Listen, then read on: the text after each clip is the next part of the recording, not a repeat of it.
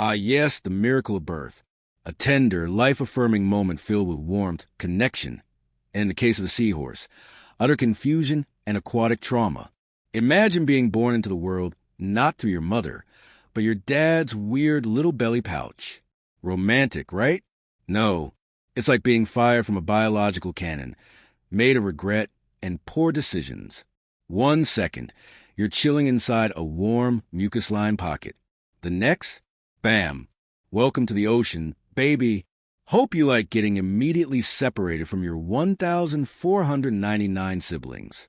Yes, because in the world of seahorses, subtlety is overrated. The average male seahorse gives birth to hundreds, sometimes thousands, of tiny offspring in one go. It's not parenting. It's broadcasting. There's no nurturing, no lullabies, no dad teaching you to swim. It's just launch the babies, hope for the best. And here's the kicker. There's no daycare, no family bond, not even a brief good luck champ gnaw from the old man. He just curls his tail and floats off, probably wondering what he did with his life, while his army of microscopic children free falls into a liquid death trap. Now let's talk about where these baby seahorses land. The ocean. You know, the world's biggest all-you-can-eat buffet for predators, with you as the crunchy appetizer. You're about the size of a comma, have the muscle strength of soggy pasta, and can't swim properly because evolution decided fins are for chumps. So now you're adrift helpless, flapping in slow motion, while literally everything around you has teeth, speed, and ambition. What's your game plan? You don't have one. You just spin in circles and pray the current doesn't flush you into the gaping mouth of a passing grouper, or jellyfish, or crab, or anything really, because everything wants to eat you and you look like wiggly kelp with no self-esteem. Your siblings? Gone.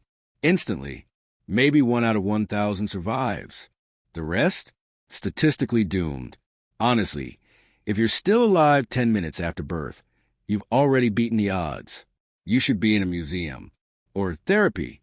And remember, you're not just born alone, you're born unequipped. No claws, no venom, no ability to bite. You don't even have a stomach. No, seriously. Seahorses digest food so quickly that they have to eat constantly or die. What a design flaw. Thanks, nature. So welcome to life, little seahorse.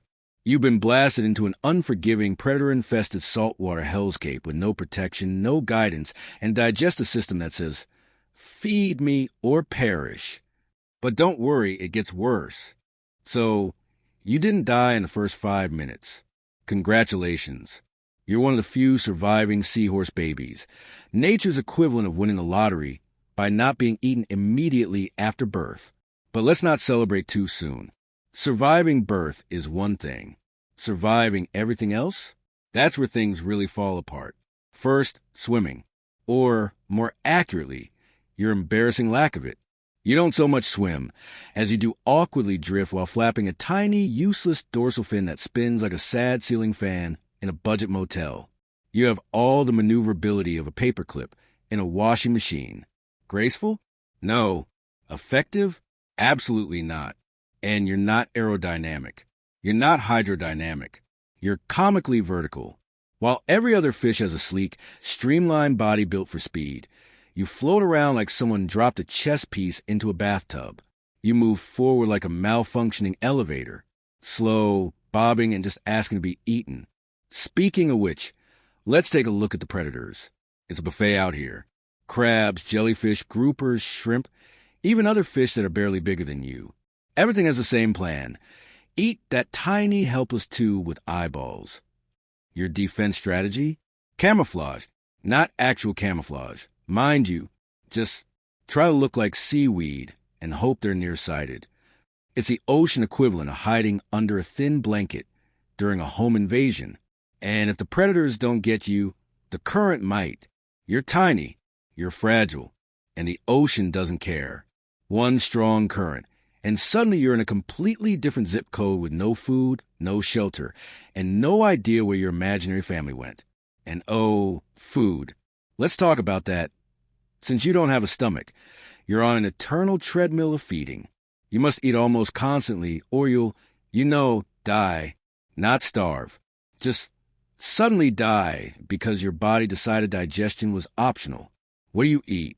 Microscopic plankton, tiny crustaceans, basically the dust of the ocean. You spend your entire existence vacuuming particles in the water, like a Roomba that's terrified and underqualified. And you can't hunt. There's no chase, no strategy. You just slowly inch toward your prey and hope it doesn't swim away. Spoiler, it swims away. Everything swims away. You're not a predator. You're an inconvenience. As you grow, if you grow, you start to look less like seed dandruff and more like a slightly bigger disappointment. Your snout elongates like a kazoo nobody asked for. Your tail? Cully. Great for holding on to plants. Terrible for everything else. And while other sea creatures evolve actual defenses, venom, teeth, speed, you evolve being charmingly weak. You don't even get a spine. You're a fish without ribs. You're basically a soggy pipe cleaner with aspirations. And mating? Oh, don't worry.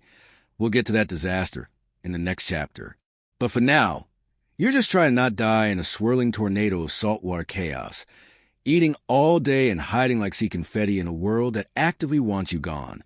It's like the ocean dared evolution to create the most defenseless creature imaginable and somehow went too far.